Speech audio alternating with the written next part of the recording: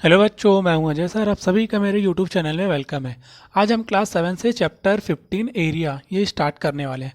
तो यहाँ पे कुछ फॉर्मूले लिखे हुए हैं, इनको आइए समझते हैं। तो देखिए, एरिया ऑफ रेक्टेंगल का फॉर्मूला होता है आपका लेंथ इंटू ब्रेथ, और आपका जो आंसर है वो आपके यूनिट पर डिपेंड करता है। सपोज आपका लेंथ और ब्रेथ आपका सेंटीमीटर में है बच्चों, तो आपका जो आंसर है वो स्क्वायर सेंटीमीटर में आएगा। सपोज मीटर में रहेगा लेंथ एंड ब्रेथ, तब आपका जो आंसर है एरिया ऑफ रेक्टेंगल का वो आ जाएगा स्क्वायर मीटर में।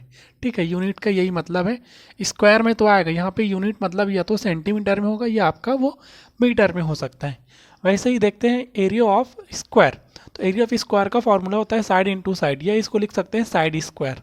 ठीक है, यहाँ पर भी आपका आंसर जो है स्क्वायर यूनिट में आएगा, मतलब स्क्वायर सेंटीमीटर में हो सकता है या स्क्वायर मीटर में आंसर आएगा। ठीक है बच्चों, क्लियर है। फिर नेक्स्ट है आपका एरिया ऑफ सर्कल। तो सर्कल का फॉर्मूला होता है, एरिया ऑफ सर्कल का फॉर्मूला है पाई आर स्क्वायर। ठीक है, यहाँ पे आर जो है वो सर्कल का रेडियस होता है। यहाँ पर भी आपका आंसर आएगा स्क्वायर यूनिट्स में, मतलब कि आपका सपोज रेडियस जो है वो सेंटीमीटर में होगा, तब आपका आंसर स्क्वायर सेंटीमीटर में आएगा। सपोज रेडियस आपका सर्कल का जो रेडियस है वो मीटर में होगा, तो आपका आंसर आ जाएगा स्क्वायर मीटर में। अब यहाँ पे ये जो पाई है ना, ये इस पाई का वैल्यू होता है 22/7, या इसको लिखते हैं हम 3.14। ठीक है, तो इस चैप्टर में बेसिकली ये जो फर्स्ट वाला जो फॉर्मूला लिखा है एरिया ऑफ रेक्टेंगल, ये यूज़ होने वाले हैं, और सेकेंड भी यूज़ हो जाएगा। बट ये जो थर्ड वाला जो फॉर्मूला है ये आपके नेक्स्ट क्लास में यूज़ होगा बच्चों। आइए बच्चों, एक्सरसाइज 15.1 से फर्स्ट क्वेश्चन देखते हैं। तो देखिए, फर्स्ट क्वेश्चन यहाँ पे, find out the area of the rectangle whose length and breadth are as follow. तो देखिए, यहाँ पे 2 टोटल क्वेश्चन है। तो इसमें फर्स्ट जो कंडीशन है उसमें लेंथ है आपका 5 सेंटीमीटर एंड वेथ है आपका 3 सेंटीमीटर। वेथ मीन्स आपका ब्रेथ ही होता है। ठीक है, तो आइए बना लेते हैं फर्स्ट को। आपको क्या फाइंड करना है, एरिया ऑफ रेक्टेंगल। तो एरिया ऑफ रेक्टेंगल का आपने फॉर्मूला अभी देख लिया है, जो कि होता है area of rectangle is equals to length into breadth. ठीक है, तो लेंथ है आपके क्वेश्चन में 5 सेंटीमीटर और ब्रेथ है आपका 3 सेंटीमीटर। ठीक है, तो देखिए पहले तो नंबर का मल्टीप्लाई कर लेंगे हम।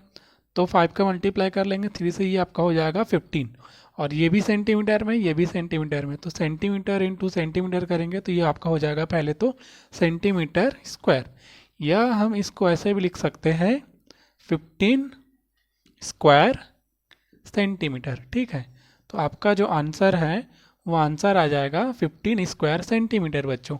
अब आइए यहीं पर हम ये सेकंड वाला भी देख लेते हैं।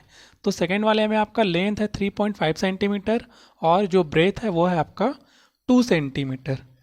ठीक है बच्चों, तो आइए इसी फॉर्मूले में हम फिर से बना लेते हैं। तो फिर से आपको लिखना रहेगा area of rectangle is equals to length into breadth.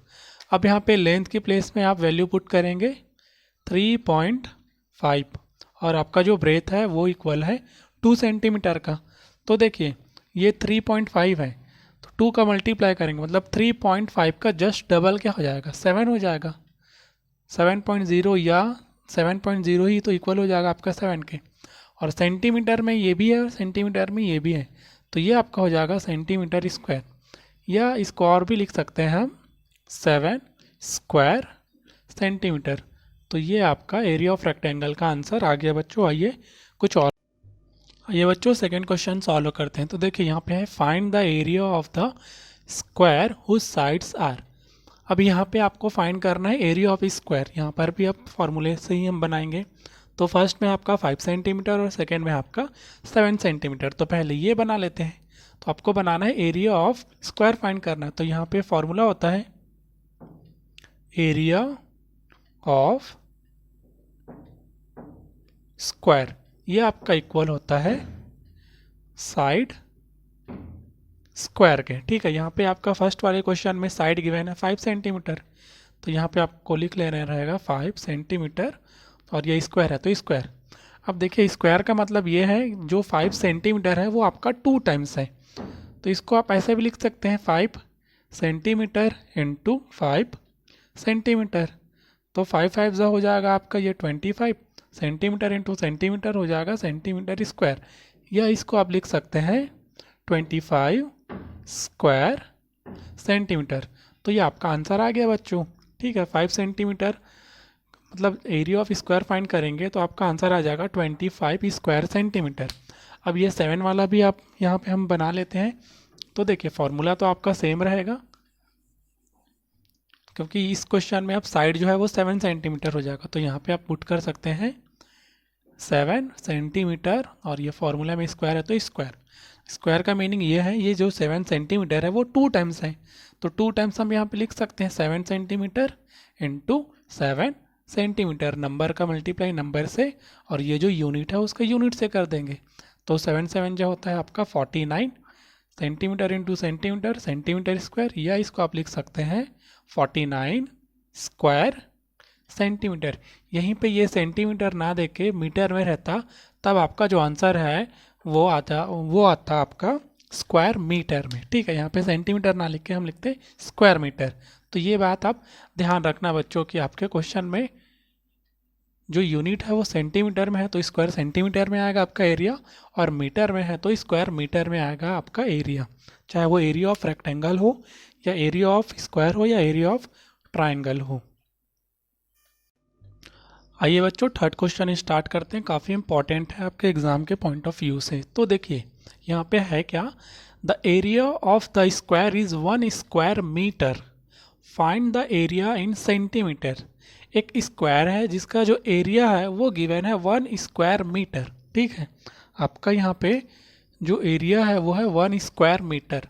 अब आपको पूछा गया है जो एरिया है वो सेंटीमीटर में क्या होगा, ये तो 1 स्क्वायर मीटर है। 1 स्क्वायर मीटर को अपन जब सेंटीमीटर में चेंज करेंगे तो वो कितने सेंटीमीटर के इक्वल में होगा, ये आपसे पूछा गया है। ठीक है, तो देखिए आप सबको मालूम होगा 1 मीटर आपका इक्वल हो जाता है 100 सेंटीमीटर के। ठीक है, अब यहाँ पे हम लिख सकते हैं, यहाँ पे एक वर्ड है ना 1 स्क्वायर मीटर, तो 1 स्क्वायर मीटर, तो 1 स्क्वायर मीटर को हम ऐसा भी लिख सकते हैं 1 मीटर इंटू 1 मीटर। ठीक है, ये इसको एक ऐसे भी लिख सकते हैं 1 स्क्वायर जो मीटर है एक्चुअली में ये है 1 मीटर स्क्वायर। 1 मीटर स्क्वायर को हम 1 स्क्वायर मीटर लिख सकते हैं, और इसको भी लिख सकते हैं हम 1 मीटर इंटू 1 मीटर। ठीक, तो देखिए आगे, अब यहाँ पे आपको मालूम है कि जो 1 मीटर है वो इक्वल होता है 100 सेंटीमीटर के, तो ये 1 मीटर के प्लेस में हम लिख लेंगे 100 सेंटीमीटर इंटू ये इसके प्लेस में हुआ, और ये जो 1 मीटर है इसके भी प्लेस में हम लिख लेंगे 100 सेंटीमीटर। ठीक है, और ये तो इक्वल ही है आपका 1 स्क्वायर मीटर। फिर अब इसको आपको क्या करना है, इंटू कर लेना है। तो 100 का इंटू आप 100 से करेंगे तो ये आपका हो जाएगा 10,000, और सेंटीमीटर इंटू सेंटीमीटर हो जाएगा सेंटीमीटर स्क्वायर, या इसको आप ऐसे भी लिख सकते हैं 10,000 स्क्वायर सेंटीमीटर।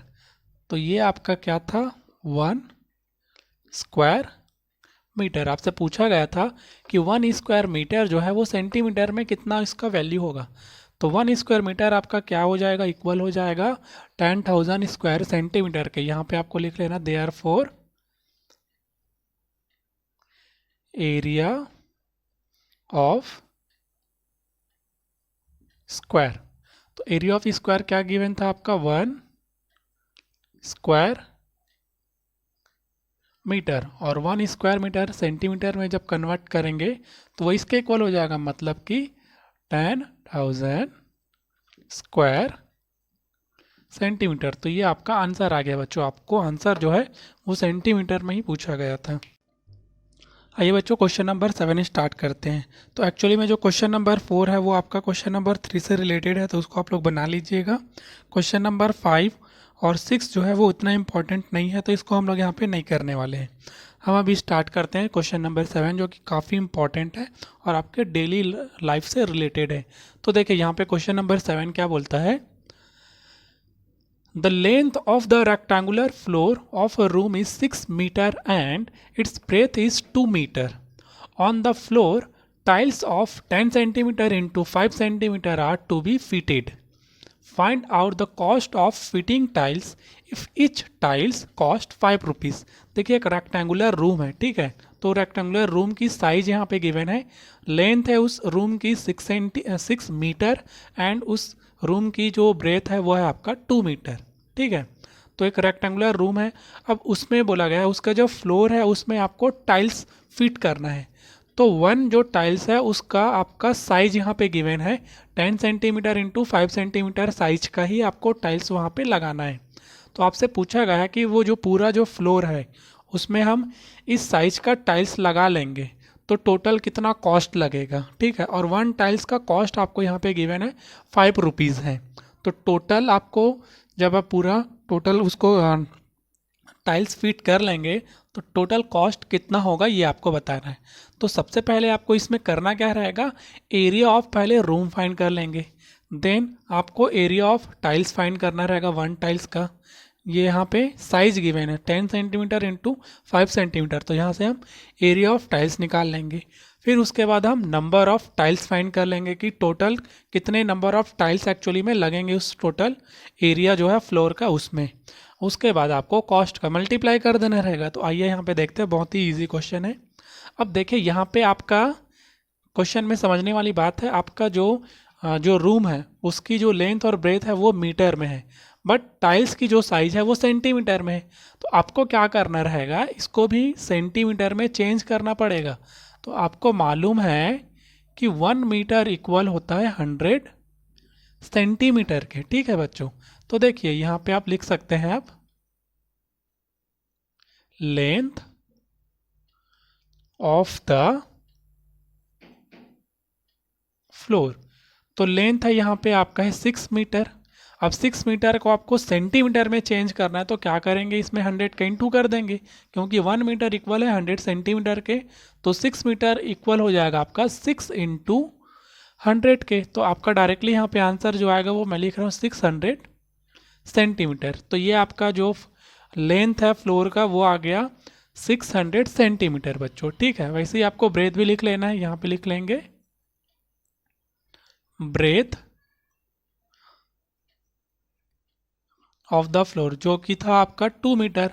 तो 2 मीटर को हम सेंटीमीटर में चेंज करेंगे तो 200 सेंटीमीटर हो जाएगा। अब आपको करना क्या है, पहले तो एरिया ऑफ फ्लोर निकाल लेंगे। तो यहाँ पे लिखेंगे हम एरिया ऑफ द फ्लोर।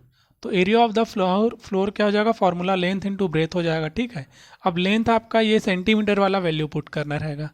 तो लेंथ है आपका यहाँ पे है 600 सेंटीमीटर और ब्रेथ है आपका 200 सेंटीमीटर। मल्टीप्लाई कर लेंगे हम यहाँ पे, 2 का डायरेक्टली मल्टीप्लाई कर लो 6 से, तो 2 6 12 हो जाएगा। यहाँ पे 2 0, यहाँ पे 2 0, टोटल है 4 0, यहाँ पे आपको लिख देना रहेगा।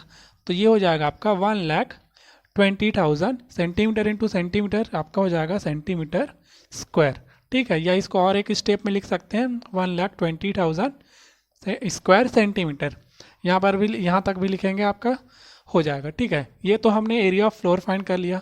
अब आपको करना क्या है बच्चों, एरिया ऑफ वन टाइल्स निकाल लेना है। तो ये टाइल्स का साइज गिवन है, तो यहाँ पे आपको लिखना रहेगा नाउ लेंथ ऑफ टाइल्स। तो लेंथ ऑफ टाइल्स आपका गिवन है यहाँ पे 10 सेंटीमीटर। फिर ब्रेथ आपका गिवन है ब्रेथ ऑफ टाइल्स, तो जो कि ब्रेथ है आपका 5 सेंटीमीटर। अब यहाँ पे हम एरिया ऑफ टाइल्स निकाल लेंगे। अब एरिया ऑफ टाइल्स के लिए भी फॉर्मूला सेम रहेगा, लेंथ इनटू ब्रेथ। तो देखिए यहाँ पे हम लिखेंगे एरिया ऑफ टाइल्स।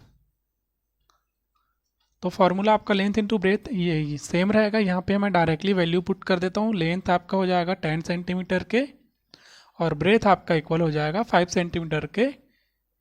तो इसको जब अपन मल्टीप्लाई करेंगे तब ये हो जाएगा 50 सेंटीमीटर स्क्वायर, ठीक है। हमने सबसे पहले क्या किया, एरिया ऑफ फ्लोर निकाल लिया, फिर एरिया ऑफ टाइल्स निकाल लिया। अब ये दोनों ही वैल्यू से हम फाइंड ये कर लेंगे कि उस रूम में टोटल नंबर ऑफ टाइल्स कितने लगेंगे। वो कैसे निकालेंगे, एरिया ऑफ जो नंबर ऑफ टाइल्स जो है वो इक्वल हो जाएगा area of floor divided by area of one tiles के। ठीक है, अब यहाँ पे हम निकालेंगे now number of tiles required. Actually में टोटल नंबर ऑफ कितने टाइल्स लगेंगे उस रूम में, रेक्टेंगुलर रूम में, ये आपसे पहले तो ये भी आपको पता होना चाहिए। तो ये दोनों ही वैल्यू से हम निकाल लेंगे। ये equal number of tiles required, ये इक्वल हो जाएगा आपका area of floor divided by area of one tiles. ठीक है, तो ये देखिए अब यहाँ पे वैल्यू पुट कर देंगे सबका। एरिया ऑफ फ्लोर, ये एरिया ऑफ फ्लोर यह है आपका 1,20,000 सेंटीमीटर स्क्वायर था। ठीक है, और एरिया ऑफ वन टाइल्स ये है आपका 50 सेंटीमीटर स्क्वायर। तो ये 50 सेंटीमीटर स्क्वायर 50 सेंटीमीटर स्क्वायर दोनों ही कट जाएगा, ये ज़ीरो कट जाएगा। अब आपको करना क्या है, इसको डिवाइड कर देना है। तो 5 1 जा 5, 24 जा होता है 120, 5 0 जा 5 0 जा, मतलब आपको टोटल नंबर ऑफ टाइल्स कितने लगेंगे वहाँ पे 2400 टाइल्स लगेंगे। ठीक है, यहाँ तक हमने तो ये निकाल लिया कि 2400 टाइल्स लगाना पड़ेगा उस रेक्टेंगुलर रूम में। अब आपसे पूछा गया है कि जब ये पूरा 2400 टाइल्स आप फिट कर लेंगे तो उसका टोटल कॉस्ट क्या होगा। अब वन टाइल्स का कॉस्ट यहाँ पे गिवन है 5 रुपीज़। तो आगे और भी बनाना रहेगा आपको। देखिए now cost of one tiles, तो वन टाइल्स का कॉस्ट है आपका ₹5। ठीक है, सो देयरफॉर कॉस्ट ऑफ 2400